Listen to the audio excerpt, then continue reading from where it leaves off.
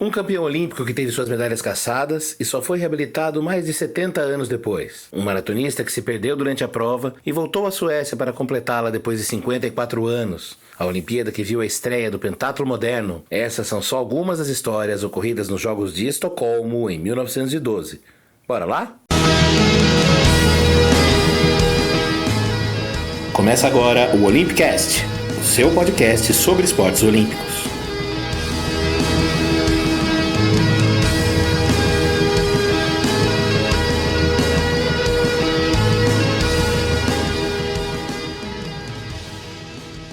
Bom dia, boa tarde, boa noite. Hoje é 15 de setembro de 2019 e começa agora mais um Olympicast, nosso episódio de número 6. Eu sou Fernando Cesarotti e tô aqui para contar um pouco das histórias que envolvem a quinta edição dos Jogos Olímpicos Modernos, realizada em Estocolmo, capital da Suécia, no ano de 1912. Antes de seguir no assunto, eu queria só pedir desculpas pela ausência, com alguns problemas de agenda e de saúde que me atrapalharam nas últimas semanas. Então aproveito para agradecer a todo mundo que teve paciência de esperar, que está ouvindo o podcast e acompanhando nossa série. Siga as nossas redes sociais, assine nosso feed e a qualquer momento você vai ser surpreendido com um novo episódio. Agora vamos nessa contar como Estocolmo teve a chance de ser sede dos Jogos Olímpicos.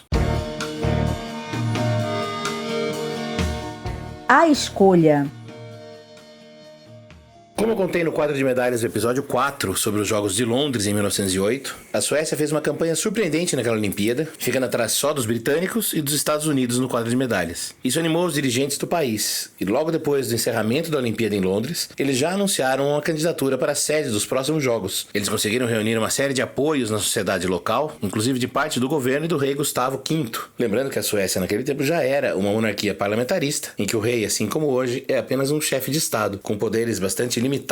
Mas é claro que, obviamente, esse suporte do rei teve um peso muito grande e o governo sueco topou garantir a candidatura, montando um projeto com despesas estimadas em 415 mil coroas, na época equivalente a 23 mil libras. A decisão foi tomada numa reunião do COI em Berlim, em 1909. A capital alemã também era candidata, mas houve um acordo. Estocolmo sediaria a Olimpíada em 12 e Berlim a seguinte, em 1916. No fim, essa edição de 16 foi cancelada por causa da Primeira Guerra Mundial e Berlim só receberia os Jogos em 1936. Mas isso aí é assunto para os próximos episódios. A Olimpíada de Estocolmo foi a primeira a ser disputada no atual padrão de calendário, com competições espalhadas por apenas 17 dias, de 6 a 22 de julho. Teve desfile de abertura diante do rei, dessa vez sem maiores ocorrências, e foram ao todo 38 países representados, com direito à primeira participação de um país asiático, o Japão, que enviou 2 competidores. O velocista Mishima Yahiko, que correu os 100, 200 e 400 metros rasos, em todas elas sem muito sucesso, e o maratonista Kanakuri Shizu, e dele a gente vai falar daqui a pouco. Ao todo foram 2.406 atletas, sendo apenas 47 mulheres, com um destaque. Pela primeira vez, elas participaram também das provas de natação. Os esportes.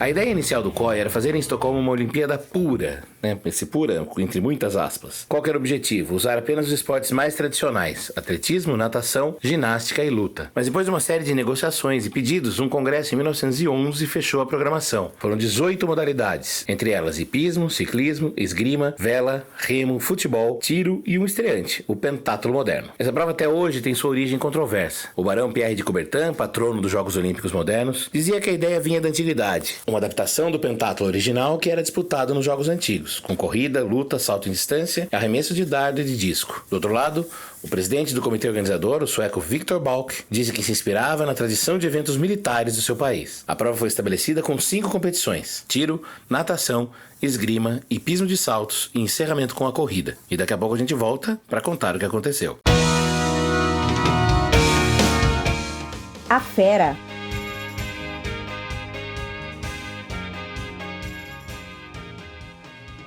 Os Jogos de Estocolmo tiveram, como de costume, alguns multimedalistas, como o nadador canadense George Hodgson, vencedor dos 400 e 1.500 metros nado livre, e também o australiano Harold Hardwick, que foi bronze nessas duas provas e ainda ajudou o time do seu país a vencer o revezamento 4x200 livre. Na ginástica, o italiano Alberto Braglia venceu a disputa individual e foi parte do time vencedor na competição por equipes. No atletismo, Hannes Kolemainen justificou a alcunha de finlandês voador e venceu os 5.000 e os 10.000 metros. Foi ouro também na prova do cross country, uma corrida de rua rua com cerca de 12 km de distância, cujo trajeto não foi revelado previamente aos participantes. Coleman ainda venceria a maratona na Olimpíada seguinte, em Antuérpia, em 1920. E nos Jogos de Helsinki, em 1952, ajudou a acender a pira olímpica junto com o seu sucessor, Paavo Nurmi, sobre quem falaremos bastante nos próximos episódios. Mas ninguém encantou mais e saiu tão famoso dos Jogos de Estocolmo como o norte-americano James Francis Thorpe, ou simplesmente Jim Thorpe. Descendente de nativos americanos, o primeiro de sua etnia a ser campeão olímpico, Thorpe venceu as provas do pentátulo e do decátulo. O pentátulo, que hoje não é mais disputado por atletas de elite, e aí não confundir com o pentátulo moderno, era uma prova que tinha salto em distância, arremesso de disco, lançamento de dardo e corridas de 200 e 1.500 metros rasos. Nessas provas, Thorpe só não venceu o lançamento do dardo, em que ficou em terceiro. Diz a lenda que ele nunca tinha disputado essa prova antes de 1912. Dias depois, o decátulo foi disputado com as provas de hoje, mas distribuídas por 3 dias e com uma ordem um pouquinho diferente da atual. As provas foram 100 metros rasos, salto em distância, arremesso de peso, salto em altura, 400 metros rasos, lançamento do disco, 110 metros com barreiras, salto com vara, lançamento do dardo e, por fim, os 1.500 metros rasos. Dessa vez, o Thorpe foi mais na regularidade. Venceu o arremesso do peso, quando ele assumiu a liderança, e depois seria o melhor apenas em outras 2 provas, o salto em altura e os 100 metros com barreiras,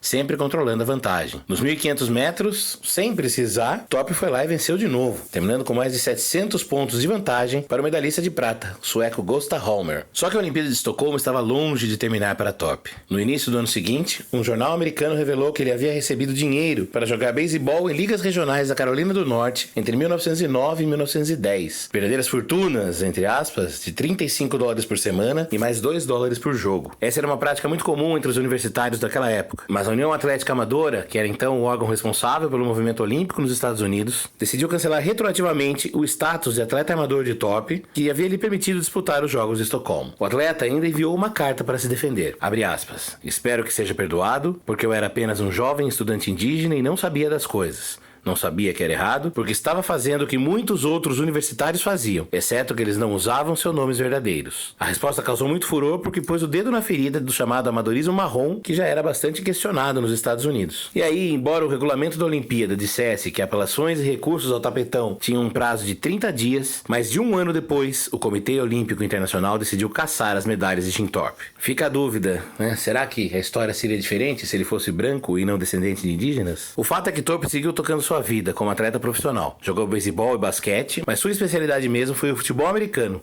no qual tornou-se depois técnico e dirigente, chegando até a presidir por um ano a Associação Profissional de Futebol Americano, que depois se tornaria a NFL. Thorpe está nos 2 halls da fama do esporte, dos profissionais e dos universitários. Em 1951, foi lançado um filme sobre sua vida, Jim Thorpe, All-American, com Burt Lancaster no papel do astro, que colaborou na produção do roteiro. Thorpe morreu em 1953, aos 65 anos, vítima de um infarto fulminante na sala de jantar de sua casa. Somente 30 anos após sua morte, em 1983, o COI fez uma cerimônia que devolveu simbolicamente as medalhas de Thorpe a seus filhos.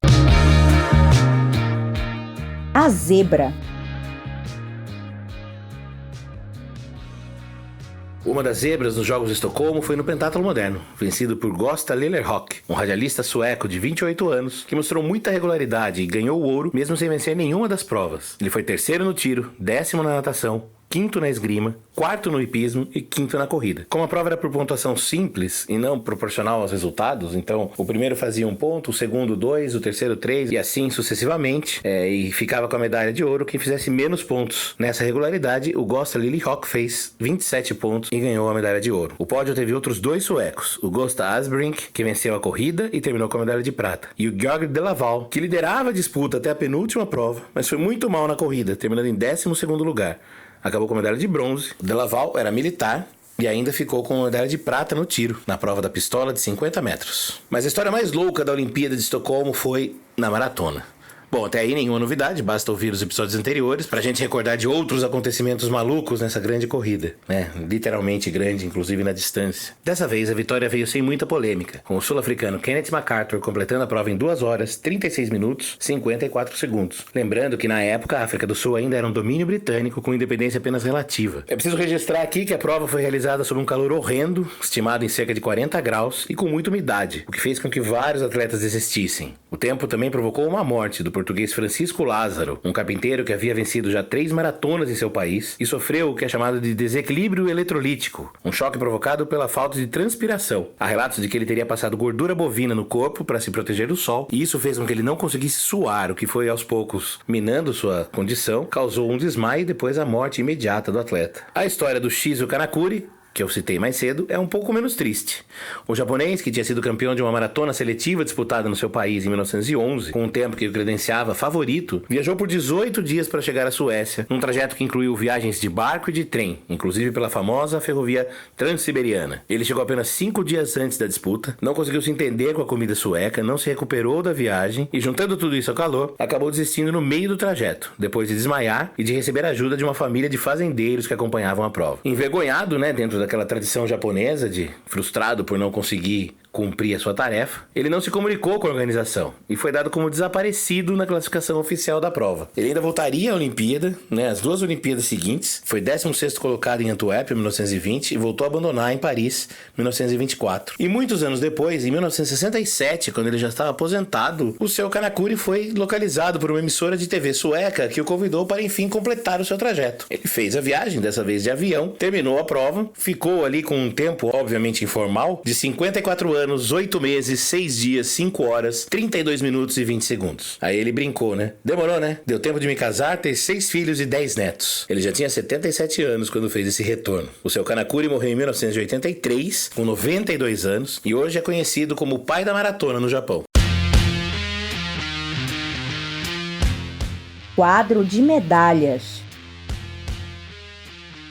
Os Estados Unidos levaram a melhor na disputa de medalhas, mas foi uma vitória bem apertada. Foram 25 medalhas de ouro, apenas uma a mais que os anfitriões da Suécia, que ficaram na frente na conta total. Com mais 24 de prata e 17 de bronze, foram 65 pódios dos suecos contra 63 dos americanos, que tiveram 19 pratas e 19 bronzes. O Reino Unido ficou em terceiro, com 10 de ouro, 15 de prata, 16 de bronze, 41 no total. E a grande surpresa foi a Finlândia, que ficou em quarto, com 9 medalhas de ouro, 8 de prata, 9 de bronze, 26 no total. Lembrando que a Finlândia ainda era uma área dominada pelo Império Russo, que vivia uma série de movimentos pela independência, e isso só ia se consolidar depois da Segunda Guerra Mundial. A França fechou o top 5 dos Jogos de Estocolmo, com 7 medalhas de ouro, 4 de prata e 3 de bronze. O mundo ao redor.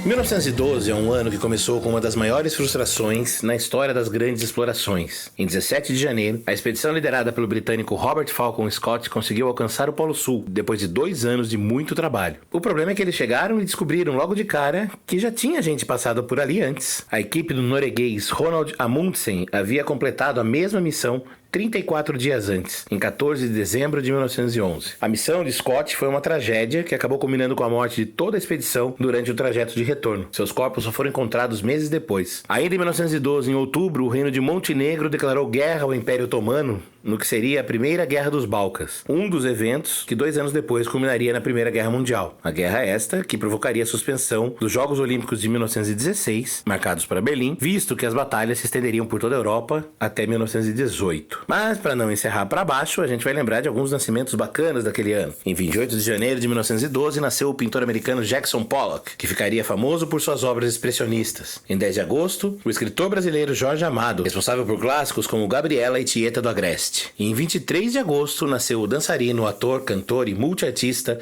Gene Kelly, o astro de Cantando na Chuva. I'm singing in the rain, just singing in the rain. What a glorious feeling, I'm happy again. I'm laughing at clouds so dark up above. The sun's in my heart and I'm ready for love. Let the stormy clouds chase everyone from the place. Come on with the rain, I've a smile on my E é isso, é o som de Singing in the Rain que a gente encerra esse nosso 6º episódio. Muito obrigado a você que ficou aqui com a gente acompanhando essas histórias. Peço que compartilhe a palavra olímpica, ajude a gente a espalhar e divulgar o Olympicast. Siga nossas redes sociais, @Olympicast no Facebook, no Twitter, no Instagram e no YouTube. Se você prefere ouvir pelo YouTube, ative seu sininho para saber quando tem episódio novo no ar. Eu sou o Fernando Cesarotti e faço a redação, edição e apresentação do programa. A Letéia Vieira colocou sua voz nas vinhetas e o Vitor Benatti é o cara da apresentação visual. Voltamos a qualquer momento com mais histórias olímpicas. Um abraço, um beijo, até! And dancing in